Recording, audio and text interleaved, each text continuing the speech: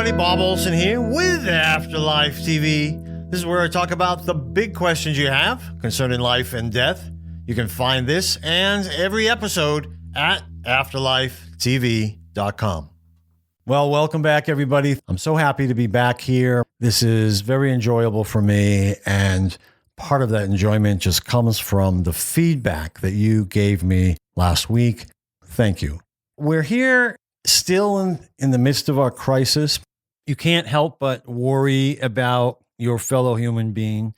And I know that so many of you, especially those with religious upbringings, who were led to believe that if you were a good person and you just followed certain rules that were given to you by your religious leaders, that everything was going to be great in life. You were going to have all ups and no downs.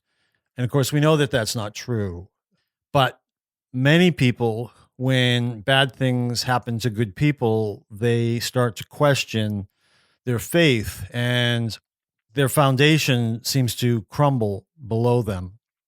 I got thinking about this, and while I have great empathy and compassion for everybody who has been suffering due to this, I also am not questioning God. But that is what happens when your only foundation is based in religion, and it gets very confusing. In fact, I remember right after September 11th, that tragedy, seeing a documentary on the subject where a 60-some-odd-year-old priest was being interviewed. And he said, he's at the end of his calling here as a priest. He only had so many years left. And yet this particular tragedy, September 11th, shook his foundation to the point where he now was questioning everything that he believed. And I found that extremely revealing. Today, I have decided that I'm just going to read from my two books. The first being Answers About the Afterlife, the very final chapter of that. And then I'm actually going to read you a little section from The Magic Mala, which is fictional, but it also teaches the things that I learned about life. So I'm going to read to you from these two books, and just keep in mind that this is really what it's all about, because I know many of you have questions as to why, right? We're asking ourselves why when we see these horrible things happen to these beautiful people out there. So I'll start with the Answers About the Afterlife. It's the final chapter. The chapter is just called Final Words, How Learning About the Afterlife Teaches Us About Life. And this is what it says. So often I have heard the comment that I should focus more on life than I do death. What many people don't know is that my investigation of what happens when we die has taught me as much about life as it has the afterlife.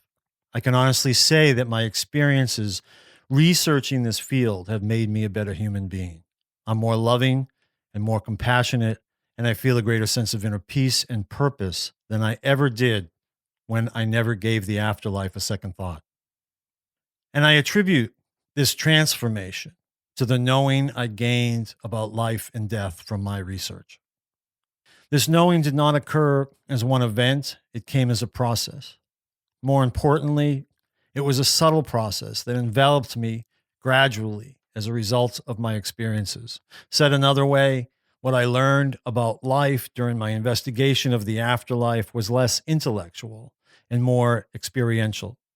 Rather than memorize information, I instead became aware of an internal wisdom that I never before knew existed.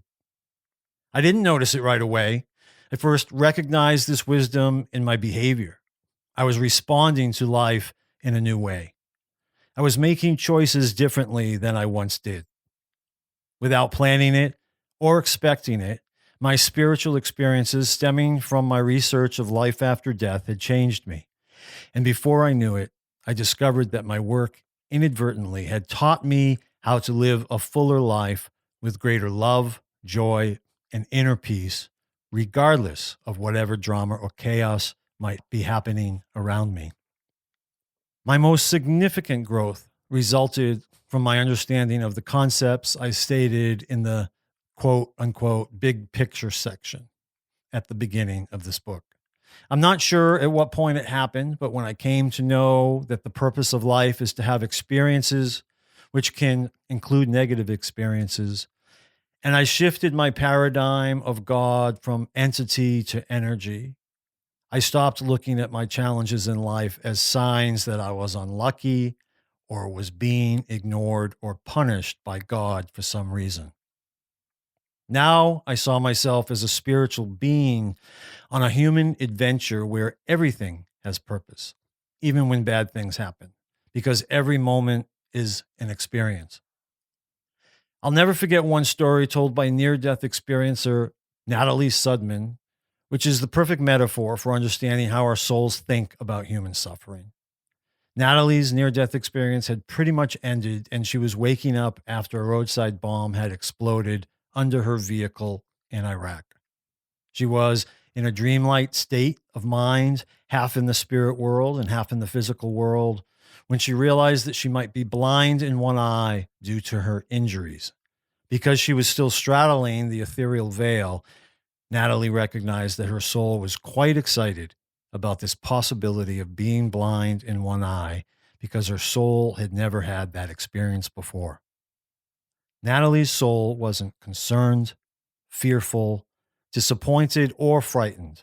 It was enthusiastic about this possible new experience that it had not yet known in any other lifetime. Before I began investigating the afterlife, I might have thought that this idea of our souls being excited about an experience that could involve suffering was appalling, because I believed that life was meant to only be light, laughter, and lollipops.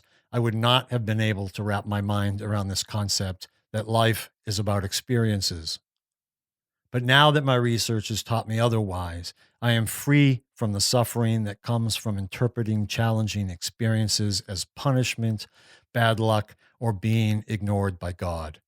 And while this change in perspective will not eliminate all suffering, it certainly reduces the mental and emotional anguish that comes from these beliefs.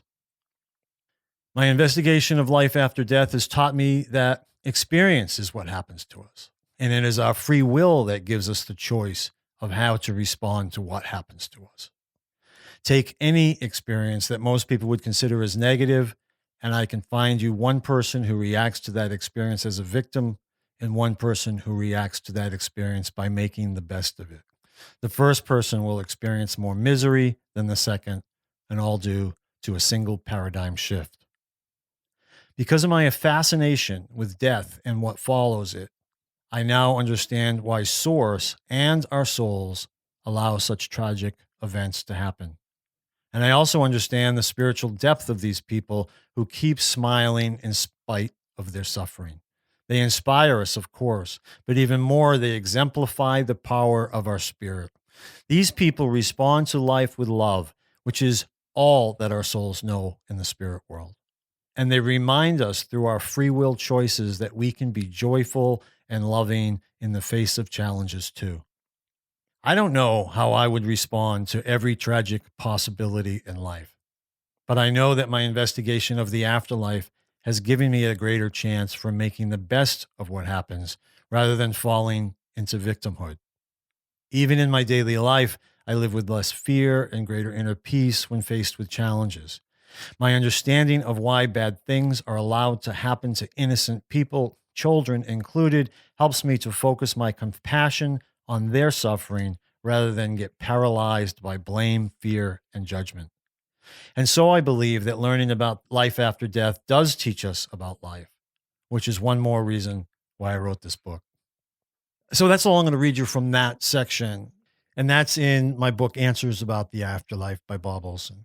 You can find that on Amazon.com. Now, The Magic Mala. The Magic Mala, A Story That Changes Lives, is a fictional story, but it's a fictional story that teaches. And as I have said many times, if you liked The Alchemist or Way of the Peaceful Warrior or The Celestine Prophecy, then you'll probably love The Magic Mala. In relation to what we're talking about here, here's something that I thought was relevant in The Magic Mala. There's two characters, Ruth and Dave, and they're having some conversations, and Dave is teaching her about metaphysics. They're having this conversation, and this question comes up from Ruth. So, how do illnesses and injuries, including tragedies of all sorts that cripple or kill human beings, fit into metaphysics, Dave? Dave says, things will happen to us that we cannot control. Some tragedies and suffering cannot be avoided. You can call it fate. You can call it being in the wrong place at the wrong time. It doesn't matter what we call it. We have to surrender to the fact that bad things might happen to us in our lives.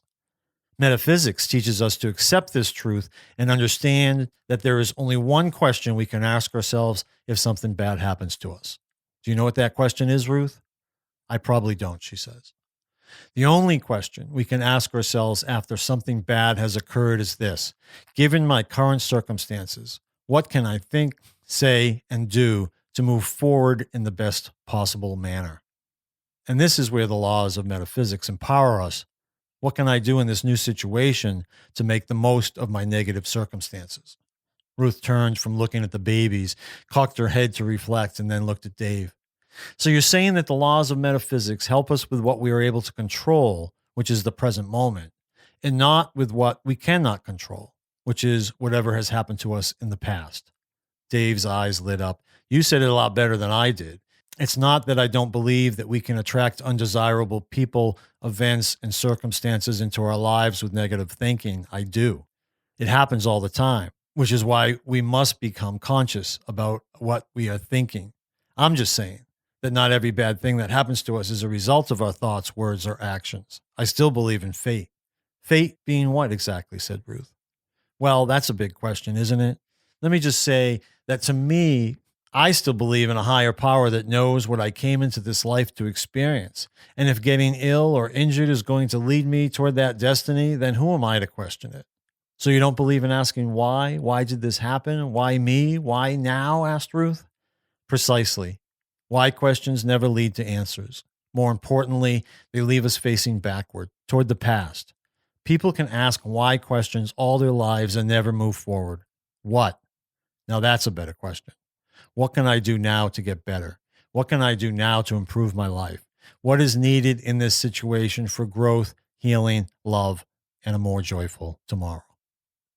Okay, so that's The Magic Mala, a story that changes lives by Bob Olson.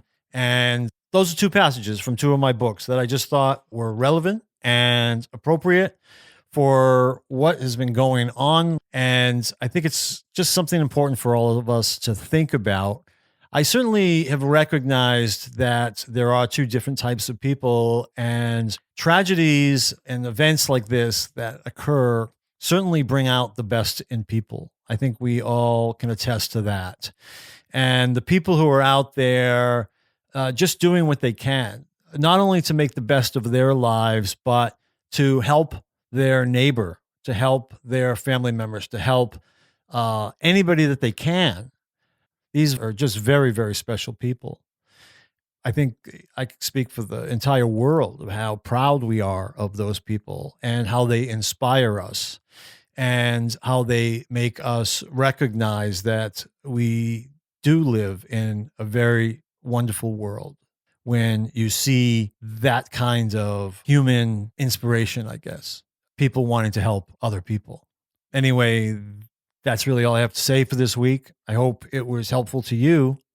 As usual, check out my books, The Magic Mala and Answers About the Afterlife, and talk to us via social media, all the social media that you prefer. Thanks again for listening, and have a wonderful week. Bye-bye. All right, I should mention that this show is sponsored by bestpsychicdirectory.com. Best Psychic Directory is my site where I have vetted psychics and mediums and animal communicators and tarot readers.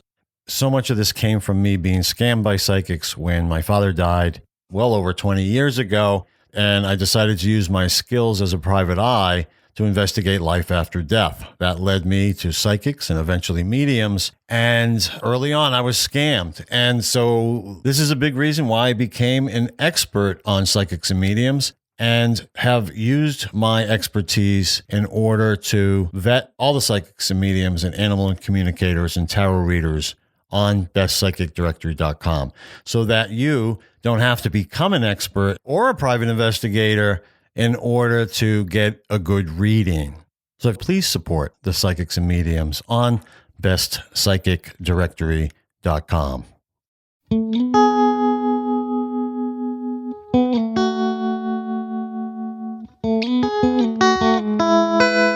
So that's another episode of Afterlife TV. Thank you for joining us. Please like us on Facebook, Twitter, and YouTube, or sign up for our newsletter at afterlifetv.com so you don't miss our next episode.